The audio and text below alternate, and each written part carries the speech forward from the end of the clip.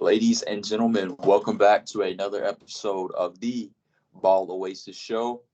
Y'all, we are 1 month out from the start of the regular season. Today is September 24th, at the time we're recording this. Regular season starts in exactly a month. Kind of a fast-moving off-season. An off-season that we've seen kind of escalate over the past couple of days. You probably know what I'm referring to if you even keep up with the league even a little bit. The Damian Lillard trade talks have escalated, apparently.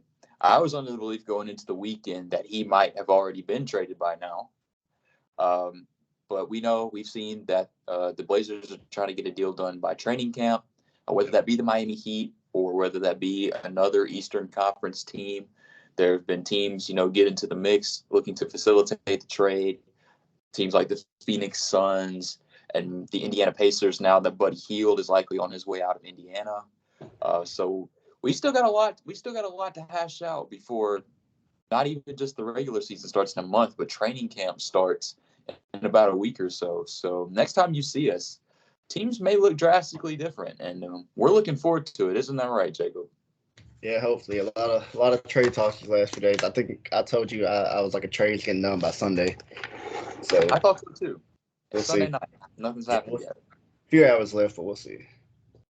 Yeah, I think we're all on pins and needles at this point, especially with the Dame trade. I mean, as a fan of the Blazers, as much as I, am hating that we're losing the best player in our franchise's history, just the fact that this thing has been dragged out for months and months on end now, I'm ready to be done with it. I'll have my sad, somber feelings, but I am ready to move on ultimately if this is what it's going to be.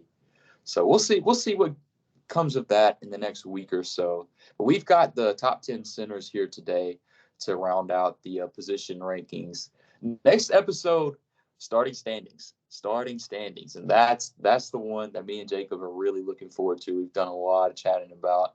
We've got some surprises. We've got some surprises coming up for sure. Yeah. So stay tuned for that. But today we've got the top 10 centers. Let's just go ahead and jump right into it, Jacob, with the honorable mentions. Who are your honorable mention centers? My honorable mentions are Jared Allen and Nick Claxton.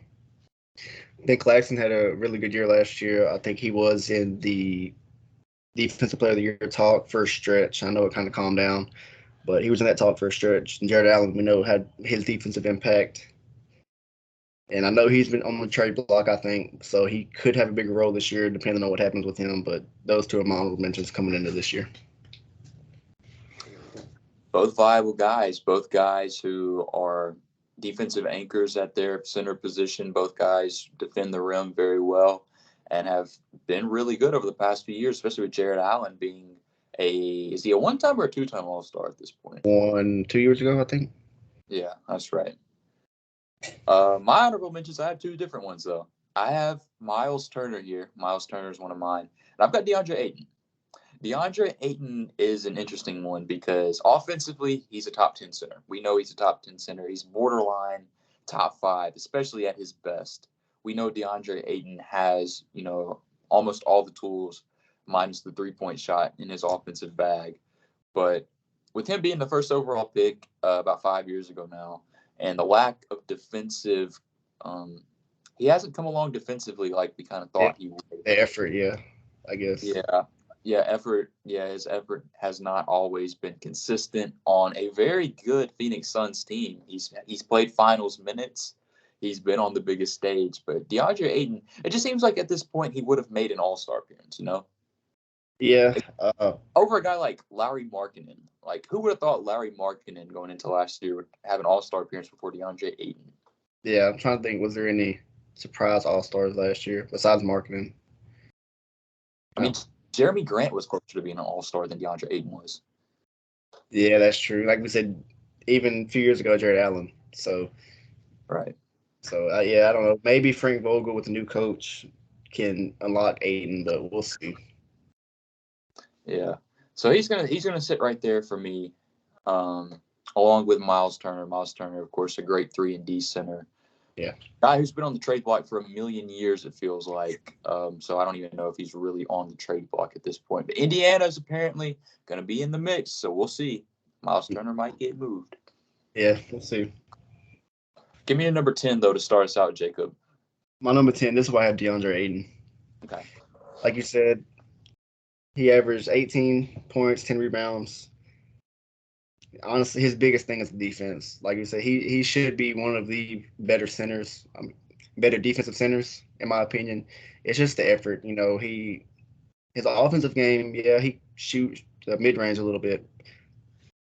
I don't think he took even average a 3 attempt, but it's just his effort on defense. That's his biggest downfall. And like we said, hopefully for just the game, hopefully Frank Vogel can unlock that this year on a Phoenix team that will need defense, especially in that starting lineup with the pieces they have. But this could be the last year he's either in this list or the last year he's this low.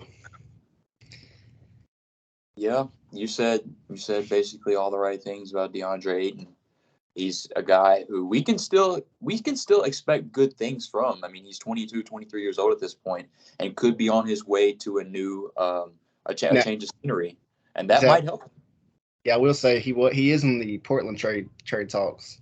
Now, if he goes there, he could see an increase. Rebuilding team, his numbers would inflate, but I really just think it's the mentality of him, if how good he can be. Yeah, I think so too. I would gladly welcome DeAndre Ayton to the Blazers.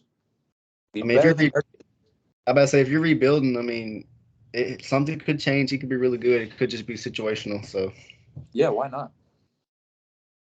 At my number 10, though, it was tough for me to do this because I've been an apologist of this guy in the past, and I still am a fan of this guy.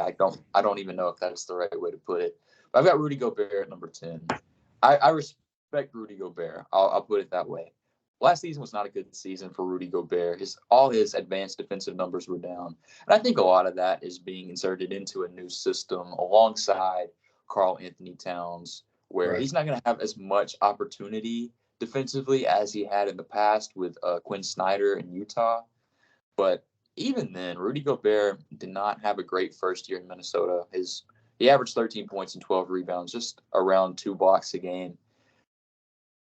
Not overwhelmingly good for Rudy Gobert, where you would expect, especially on the defensive end. And that's what you expect from Rudy Gobert. If you don't get what you expect from him on the defensive end, then he's not doing much on the floor for you. He's setting good screens, and that's about it. Yeah, he said I'll get to him when he's on my list, but you explained it very, very you right. got him higher than I do? Yeah. That's sad. That's really sad. So I'll go ahead and give you my number. I'll go ahead and give you my number 9 then. I'll go ahead and give you my number 9. I've got Kristaps Porzingis at number 9. I've got Kristaps at number 9, another guy in a new organization as he got traded to Boston this offseason. Had a sneaky good season last year in Washington statistically. Yeah, he really did. 23 points, 8 rebounds, 3 assists, almost a 50-40-90 guy. Shot 5.5 attempts from 3 on 39% shooting. Kristaps Porzingis offensively had a great offensive season, and I've been a guy who has been very critical of Kristaps Porzingis on the offensive end. I've called him a 7-3 shooting guard so many times in the past. I mean, 5.5 attempts from 3. He still resorts to the perimeter a lot, but he was improved. He was improved from what I watched. I didn't watch a whole lot of Washington Wizards basketball last year, but from what I saw, he got some work done in the post, and he looked pretty impressive. He stayed on the floor longer than he had in past seasons as well. So he was healthy, which is a big question for Kristaps Porzingis. Part of why I'm trading for him for the Celtics was such a big risk, and we'll see if it pays off this next season. But I think with all the questions being asked about Kristaps Porzingis, I think you know what you're going to get offensively as long as he's on the floor. And Brad Stevens knows that. So if he believes in that, I think Kristaps Porzingis will be put in another position this year to thrive alongside go-getters like Jaylen Brown and Jason Tatum. Right. My number 9, this is why I have Miles Turner. Okay. Like you said, a 3-and-D big, one of the best, big shooters. Averaged, I think, 2 blocks, close to 2 blocks. 7 rebounds. Like you said, he's on the trade market, but you know what you're going to get for him. He's going to offer that rim protection, space the floor. But I think alongside, Tyrese Halliburton, Brown, and Mathurin, if he starts, I think he'll kind of get those opportunities to shoot a little bit more. I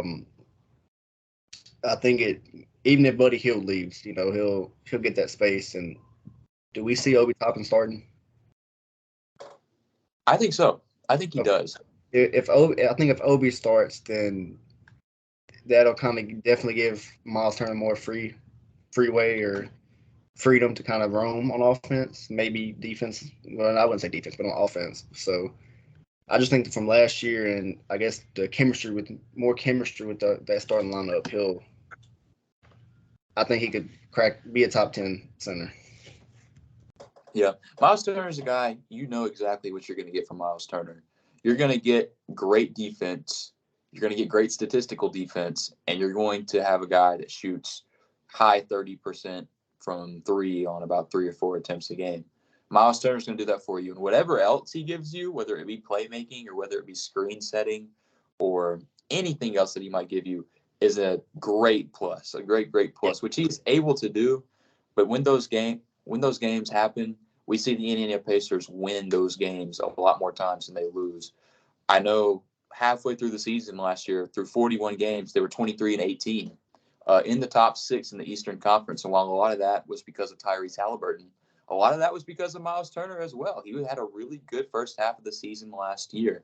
And I think that this is a year where the Indiana Pacers have high expectations by their standards. By their standards, I'd say they have pretty high expectations. I expect them to be competing for a top 8, maybe even top 6 playoff spot. Yeah. They've made some good offseason moves, and I think Miles Turner can really benefit from having lockdown guys on the perimeter now, like Bruce Brown, like Obi Toppin, who's a guy with great defensive potential. I think Miles Turner could very well be a top 10 center and maybe even in all-star considerations this next season. Yeah, he definitely could, with the East kind of being thin. I had got some of my numbers mixed up, so I was trying to check it again. But yeah, I think definitely he could be up there. Well, I guess we'll have to see how Indiana plays out. Yeah. My number 8, I've got Jarrett Allen. This is where I've got Jarrett Allen. Might seem a little high, but I keep in mind he was an all-star 2 years ago. And he also anchored a top 3 defense in the NBA last year alongside Evan Mobley. Evan Mobley and Jarrett Allen anchored a top 3 defense in the NBA with Darius Garland and Donovan Mitchell as their guards. That's very impressive. 2 guys that are 6'2" or shorter in the backcourt who don't defend almost a lick, carried defensively by their 2 big men. That says a lot. And Jarrett Allen was a guy averaged 14 and 10 last year. Of course, we know he doesn't shoot the 3. But Jarrett Allen is very crucial to what the Cleveland Cavaliers do. I know he's been in trade talks as well. I don't think the Cavs should get rid of Jarrett Allen. I don't think they should.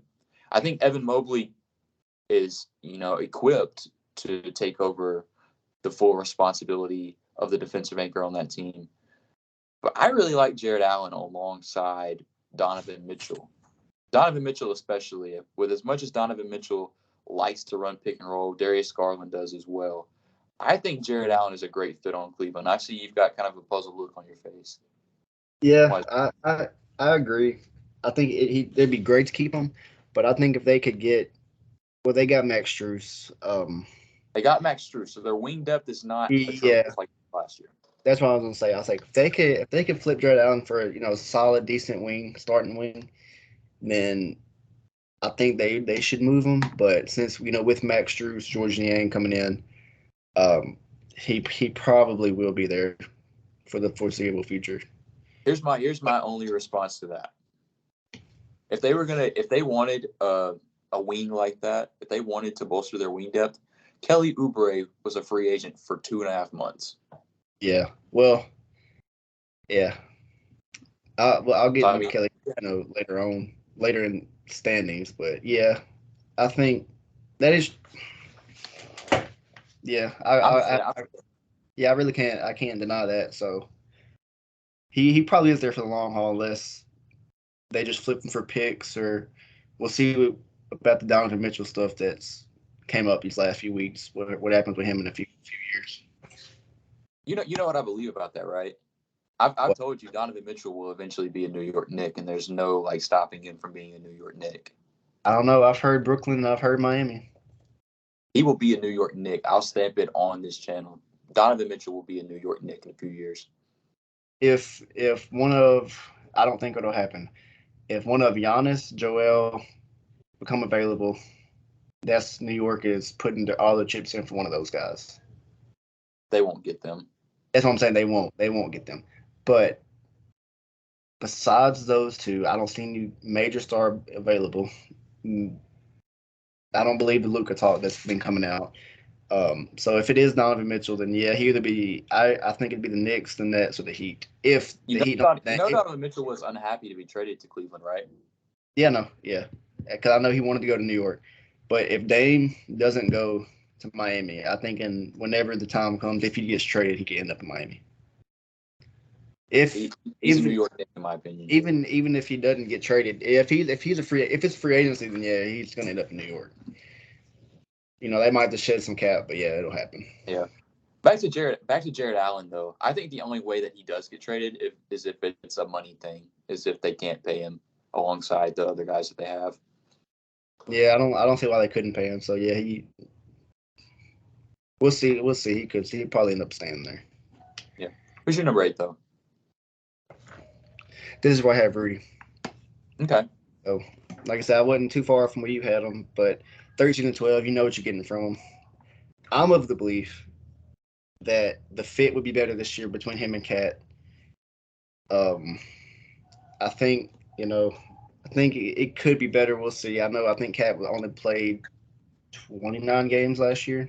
Mm-hmm. So, and with Anthony Edwards having more of an offensive role, which he did last year, but I think he is that guy for this team. So whether Cat getting traded, towards the trade deadline, if it's not working, I think eventually they'll figure it out. And Rudy, I'm not gonna say he'll be defensive player of the year caliber again, but I think they'll end up figuring it out for his role in this team. Yeah, it would have been very easy for me to leave Rudy Gobert out of my top 10 completely based off the season he had last year. But yeah. I think he will have a better season this year. I do. I don't think it can get much worse than it did last year. So I think we'll have a better year this year. Yeah, me too. My number 7, I've got Brook Lopez. Brook Lopez is my number 7. It may seem a little high, but I think Brook Lopez had a great season last year. 16 points, 7 rebounds, 37% from 3 on almost 5 attempts, and he was the anchor of another top 3 defense along with Giannis Antetokounmpo. Basically, gave you everything Jared Allen gave you, and gave you 16 and 7 and almost 40% shooter from 3. Plus, Brook Lopez is an NBA champion, been in the biggest moments. It's a guy that Bucks organization trusts that they had to bring back. I was afraid that they would lose him in the offseason. I'm really glad they were able to maintain Brook Lopez. I never really had any questions about Chris Middleton, but Brook Lopez did scare me for a minute because I said that he would be a Phoenix Sun in our free agency outlook. Probably. I think I would still believe it'd be Houston just because the money they could offer. So I don't know if it's more of a competing for a championship thing. So which more than likely is. So we'll see. I don't know. He had a great year. I'll get to him when he's on my list. Wow, Brook Lopez is high. A little bit. He had a really good year. Second DPOY? Second, yeah. Right behind you. My number 7. Yeah. This is where I have Kristaps Porzingis. Okay. Like I said, I think he had a career year last year. 23 points, 8 rebounds, 38 from 3 on 5 attempts. I still don't like they traded Marcus Smart for him, which I understand. It's surprising to me that you have him this high with all the questions that you have about his fit in Boston. Yeah, I'm giving him the benefit of the doubt. He had a career year last year, and that was as a 1B, maybe second option on Washington. I think Beal was still the first option. So his numbers could go down playing alongside Tatum and Brown. And obviously, I guess Derek White's their point guard for right now. my biggest thing is the fit, which I think it could be okay, especially if he plays alongside whether it be Horford or Williams. It'll take some of that defensive pressure off of him. So hopefully, he can stay healthy, but it will be that concern of injuries. So if he has a healthy year like he did last year, I think top 8 is a good spot for him. I think so too. I really my view of Kristaps Porzingis has kind of changed a little bit. He was very overrated for a time, but now I think he's very underrated. Yeah, like I said, I'm not the biggest fan, but I want to see how the fit works in Boston. I don't know. I just don't agree with the trade Marcus Smart thing, which it could be. I guess it was time to move on, try something else, but I think they can figure it out and make it work. If not, then you got picks out of it. I think so. Yeah, it is going to be interesting to see. I will say that Boston backcourt will be like. I will say I think Al Horford's on his last legs. I don't know his contract. I think a few more years. So I really think I don't know. I don't see them bringing Rob off the bench. Al Horford was like a top 3 percentage 3-point shooter last year. In the playoffs it dropped. That is true. So, which like you said, I don't know. That court from I don't know. It's weird. I got to see how them three are gonna work. Yeah, I trust in Brad Stevens. Ultimately, I think that he's made a lot of right moves so far. This one perplexes me a little bit, especially with Marcus Smart being involved and not Derek White or Malcolm Brogdon. Malcolm Brogdon is also still likely to be moved as well, so that will bring in another piece to the team that we still yet to see. But yeah, I don't know about it. It'll come down to how Joe Mazzulla kind of draws it up. But yeah, like you said, the Brogdon thing, he was basically traded, then it didn't happen. Well, I guess we'll see in a few weeks or in about a month how it is. Yeah. My number 6, though, this was a guy that Jacob had on his power forward list that I tweeted on. I've got Cat at number 6. I've got Karl Anthony Towns at my number 6. 21, 8, and 5 last season. 50% from the field, 37% from 3, almost 6 attempts. Only played 29 games. That's the story. That's what we've mentioned with Cat, and alongside his fit, alongside Rudy Gobert. I've said for about a year now that Karl Anthony Towns is going to be traded from the Minnesota Timberwolves, and I think this is the year that it happens. Whether it be a trade deadline thing or if it comes in like December or January, yeah. I think they're going to give it a little time early on in the season to try to mesh, to try to get those guys to mesh offensively. I don't think it'll be that big of a problem defensively. I think they'll be an okay defensive team. I think they'll be a pretty solid defensive team. Anytime Rudy Gobert is on the floor, you're going to be a top 10 defensive team. And especially since they have a guy like Jaden McDaniels on the perimeter as well. They're going to be solid defensively. But it's going to be offensively where we'll have to see, how they mesh. And Karl Anthony Towns is a guy that we know can stretch the floor. But I just don't like the idea of limiting him to kind of like a Larry Markkinen role in the past, where he's just kind of sitting in the corner and playing totally perimeter centric. But there's not many other places Rudy Gobert can go on the floor other than the dunker, unless he's setting like a high ball screen every play. So we'll see what happens with Minnesota. I believe that Karl Anthony Towns will be on a different team in a few months. So depending on his situation after that, maybe his numbers will improve. Maybe he'll, be able to shine more in a role. But I've got Karl Anthony Towns at my number 6. He's also got to stay healthy. He only played 29 games. Yeah, he's had a few injuries the last few years. Like I said, if he gets traded, it'll be either trade deadline. I think if they're around 500 or below 500, Christmas time maybe, I think we can see it happen. But I've been calling for him to go to Atlanta, so I think we'll see. We'll see if it ends up happening this year. If this is the year. Yeah. I'm not a believer in the Minnesota Timberwolves. I'll go ahead and say that. I'm not a believer they'll be much better than they were last year. I'm gonna fall for it again. I'll believe this year again. So did you get number 6 yet? No. Go ahead and give me your number 6. On number 6, this is where I have Brook Lopez. It is kind of high, but I'm giving him that respect of having a really good year last year. Like we said, finished second DPOY, 16 points, 7 rebounds. Really, I think Giannis has been, I guess, the paint defender before, like in the past.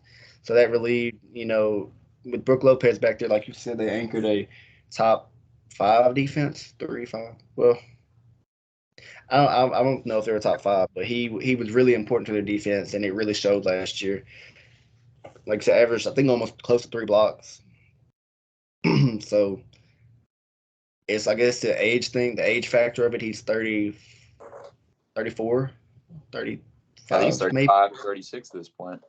So I think it's the age factor, but I'm gonna give him the respect, and maybe his I think they have a new coach. Is it AJ Griffin? No, Adrian Griffin. Adrian Griffin. Yeah, they have a new coach, so we'll see if his touches are the same, and still a lot of threes. But I'm giving him respect of last year. I think he'll be pretty good this year too. Yeah, I think so. The career path of Brook Lopez is still going to be one of the craziest career paths we ever see, with him basically not attempting any threes up until about 5-6 years ago, till he came to like the Lakers. Yeah, I think it was Lakers, Brooklyn. Yeah, and then since then he's been a great, efficient 3-point shooter on pretty high volume, especially for his position. Right. Incredible career path for Brook Lopez. No, definitely. Yeah. Past this point, though, top 5, me and Jacob discussed before, we have the same top 5, so there's not going to be any differentiation.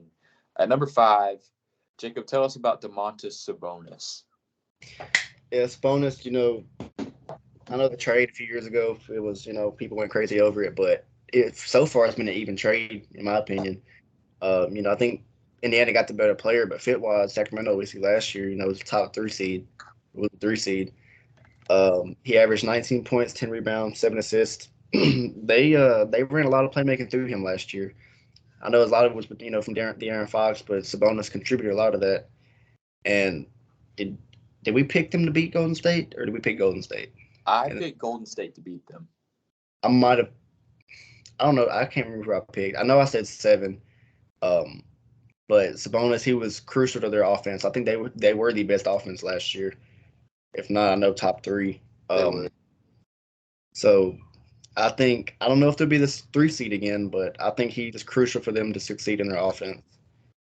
And no major changes to the roster, so kind of expected the same role for him, I guess.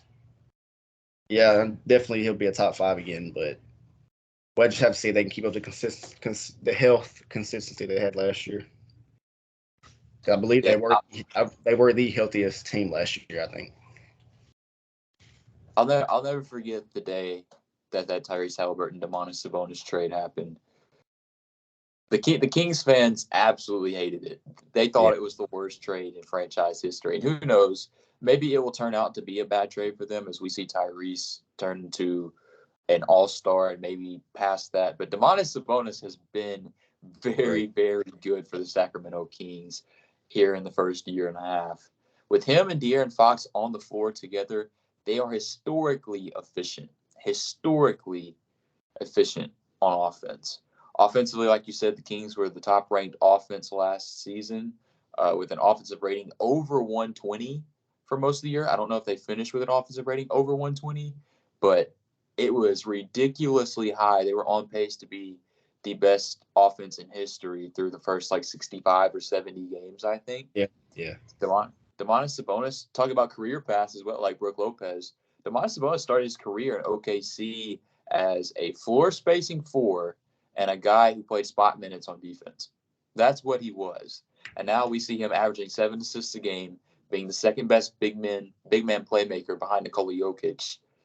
shooting 37% from three, albeit on little attempts, but shooting 37% from three, posing the threat from the perimeter, and being one of the best rebounders in the NBA as well, averaging up over 12 rebounds a game. Incredible career path for Domantas Sabonis as well. Huge contributor to the Kings last season. I expect him to be the exact same this year. Like you said, I don't know if the Kings will be top three like they were last year, but I think that offense will still be really, really good. Domantas Sabonis, alongside De'Aaron Fox, will be the catalyst of that. Yeah, definitely. I want to see more chemistry. Like I said, I know Mike Brown. He was coach of the year. Yeah, So, I'm ready to see what they do again this year. Number 4, Bam Adebayo is at number 4 for the both of us. 20 points, 9 rebounds, 3 assists. A guy who's going to consistently be one of the best defenders in the league and in talks for Defensive Player of the Year. He's been my Defensive Player of the Year in the preseason going into the past 2 seasons, and he still might be going into this year as well. Bam had a really good final series. Albeit It was a short 5-game series, Bam Adebayo came to play. Offensively, he was really good in a lot of those games, which is something that I had my questions about. I didn't know if Bam was going to be able to keep up on the offensive end. We know what he brings defensively. Was a big contributor in that Celtics series as well. Was huge for the Heat. And he has cemented himself as one of the best defenders in the NBA. If he looks anything like he did in the back end of the playoffs last season offensively, Bam Adebayo, we're talking about all NBA second team level player, honestly. Yeah. On a Miami Heat team who could very well be a finals contender once again. Yeah, I agree. Like you said it perfect. Arguably the best defender in the NBA. He's up there. He's top 5, top 3 for sure. Switch basically. He can basically guard the 1 through the 5. He's quick enough to kind of pick up on point guards, hold his own. Like you said, the playoffs, especially that Boston series, is when his offense really picked up. Some games, Jimmy kind of struggled, or their whole offense struggled. And in the finals, I didn't think he played that well offensively in the finals. But like you said, if it carries over, especially a Heat team that, depending on if any trades happen, could be a top 3 seed maybe, he could definitely get that All-NBA nod. Imagine him playing with Damian Lillard too, or in the pick and roll with Bam. Imagine that. Number 3, we've got Anthony Davis.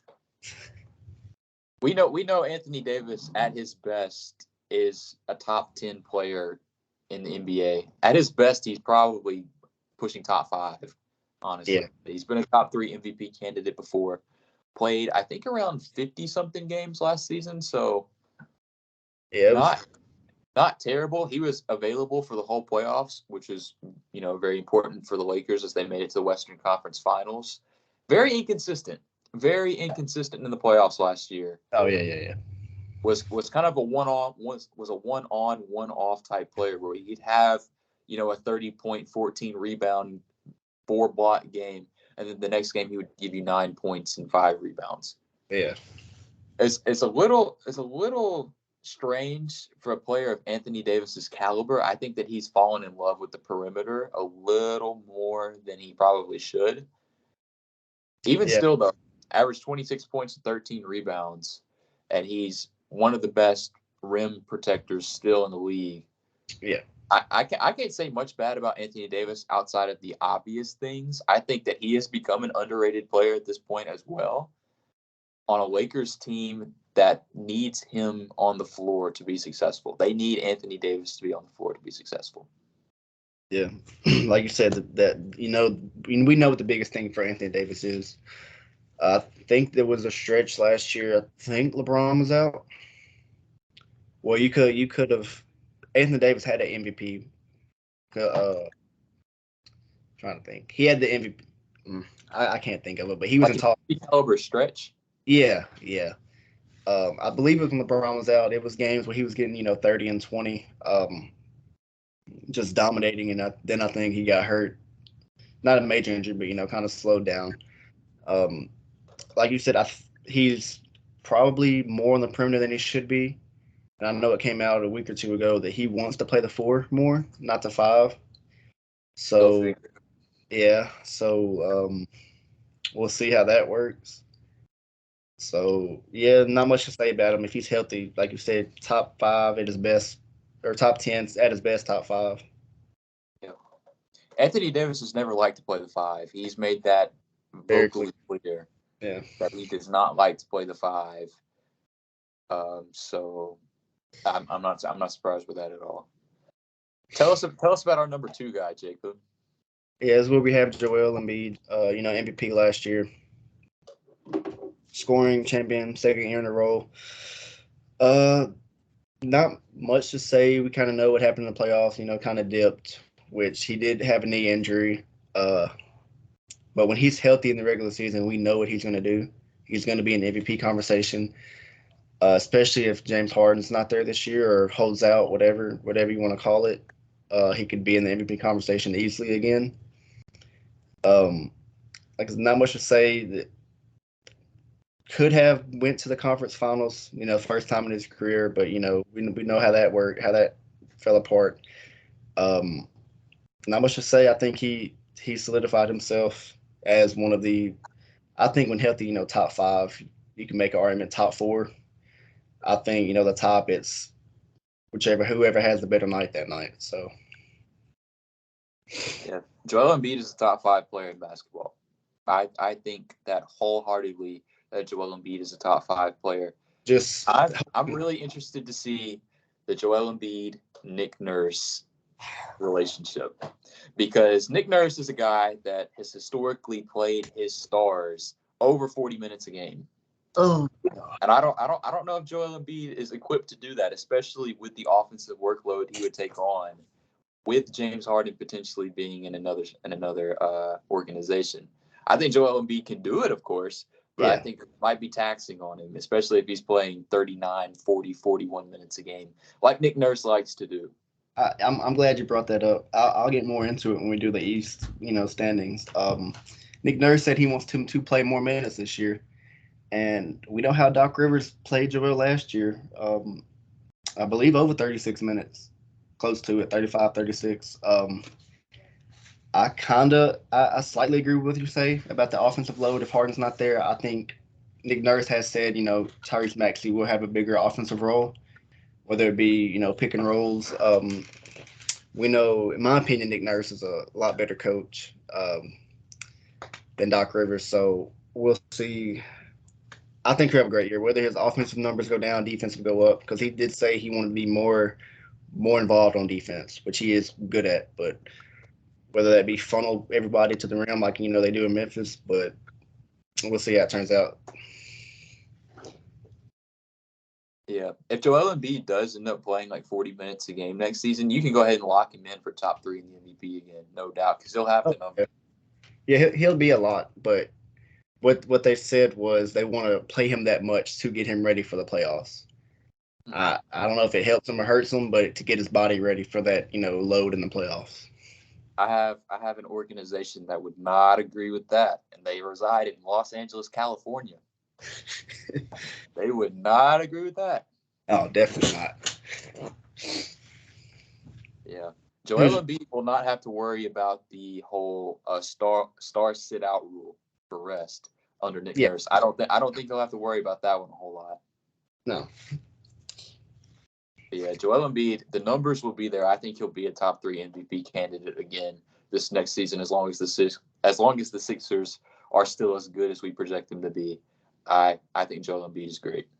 Yeah. With that being said, though, last year's MVP is number 2 behind the guy who a lot of people claim to be the best player in the world. I think he's top 2 at this current juncture. That's Nikola Jokic. 25 points, 12 rebounds, 10 assists, 55 from the field, 35 from 3, finals MVP. Just an insane season last year from Nikola Jokic, undisputed number 1 guy at this position going into this next season. I think you can safely say that too, can't you, Jacob? Yeah, my opinion, I think after last year, he is, in my opinion, the best player in the world. I said in the last episode, I've still got Giannis at number 1, but Jokic is a very close second. He's very 1B for me at this point. Like I said, it kind of depends on a nightly basis. I think him and Joel, clearly 1 and 2. We've had the list the same, 1 through 5, but not much to say about him. I think his numbers will be there, especially losing Bruce Brown, and they lost their sixth and seventh man. So we'll kind of see how how that team plays out, especially health wise. But yeah, he definitely he's going to be an MVP talk, even no matter what. I think he's going to be in that conversation. Yeah, Might have another year, like third, fourth year in a row, where it's the same three. very well could. So Which is crazy. I've said for the past 2-3 years, going into the year that Luka will be there. Luka has been there before, but the Giannis, Jokic, and B top three. I just can't really see a world where it could change at this point. Those guys are going to put up similar numbers to they do every year, and those teams are going to be at least top 3 or 4 in their conference.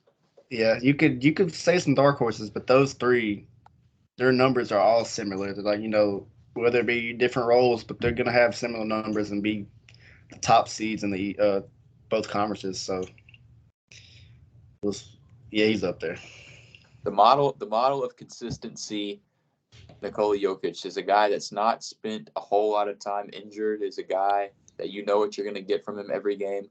Defenses can try to make him the scorer Nikola Jokic, and he'll score 40 points, or just the passer Nikola Jokic, and he'll give you 15, 16 assists along with 20-something points. He has every possible thing in his bag. He may not show it by the way of flash, but he's got it, man. He's got he can it. do it. He can do Very it all. so. Man, that wraps up the position rankings, man.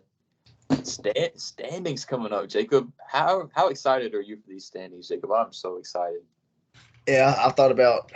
We discussed before. I think we're doing the West first, or Yeah, we're going to go ahead. We're going to do West first. We're going to go with the West first this year. so yeah. I've thought about it these last few weeks with all the trade rumors and acquisitions and everything in the offseason. It's going to be hard to rank both conferences either way. I really am hoping that by this time in a week and a half, the Eastern Conference will be more decided, so Yeah. we don't have to project for certain teams. Because I would hate to have to project Damian Lillard being on the Miami Heat if he's not there yet. Whereas he go ahead and just get moved, and we don't have to worry about it. Because the Miami Heat are a team that's very dependent on that happening in the regular season. We saw them last year; they were the 8th seed. They were the 8th seed in the Eastern Conference, and I feel like with Damian Lillard on the team, they would be a lock for a top 4 seed in the Eastern Conference. Yeah, more than likely. I think the West, the 1 through 10, they're basically done making moves. I would think so, unless Dallas has something up their sleeve. And Buddy Hield to Dallas or Harden to the Clippers, but other than that, I think most of the West is set with their teams. Besides maybe the play-in teams, or the 11 through 15 definitely could change, but we'll see. I'm pretty set on my West. My East is very up in the air, so I'm glad we're doing West first. Yeah, East is definitely up in the air. Win totals will be tough this year. I texted you earlier. Win totals were a thing that I actually did pretty well on last year, especially in the Eastern Conference. I had the Bucks at number 1, and they won between 56 and 60 games, like I projected, I think. Yeah. Boston was right there too. Philly was right there too. So I hit on the East. I did not hit on the West. I'll say that. So I'm going to try to do better about the West this year. I don't even remember mine. I'm going to try to see if I can pull up how good I did. I know I was off about a few standings, but I think wins are pretty close for both of us. Oh, it's inevitable. We'll have a crazy one that we're wrong about. Like, no one could have predicted the Kings last year. No one could have predicted the Thunder last year. Yeah. So even the Heat, we thought the Heat were going to be 4 or 5 seed. So yeah. Can't wait to see who it is this year. Before we close, though, Jacob, you got anything to add before we end today? That's it. I think training camp like a week away. A week away. 1 week away. Start of the regular season 1 month away. Y'all, the off season is almost over, and we almost have regular season content, baby. Regular season content. Back to it. Yep. There's nothing else to add, though. We'll go ahead and sign out, and we'll see y'all next week with the standings, man. Peace out. Yeah.